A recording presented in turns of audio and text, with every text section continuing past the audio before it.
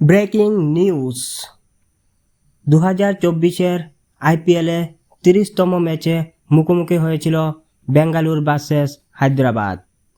বেঙ্গালুরের M Chinnaswamy স্টেডিয়ামে বেঙ্গালুরু প্রথমে টসে জিতে হায়দ্রাবাদকে প্রথমে ব্যাট করার আমন্ত্রণ জানান। হায়দ্রাবাদ প্রথমে ব্যাট করতে নেমে নির্ধারিত 20 ওভারে 3 উইকেট হারিয়ে 287 রান সংগ্রহ করে। দলের পক্ষে সর্বোচ্চ স্কোরার ছিলেন ট্রাভিস হেড 41 বলে 102 রান, হেনরি ক্লাসেন 31 বলে 67 রান এবং আব্দুল সামাদ 10 বলে 37 রান করেন। সেটা হলো বিশ্বের আইপিএলের অন্যতম এক রেকর্ড। হায়দ্রাবাদের খেলা আপনাদের কেমন লেগেছে অবশ্যই মতামত কমেন্ট বক্সে জানাবেন।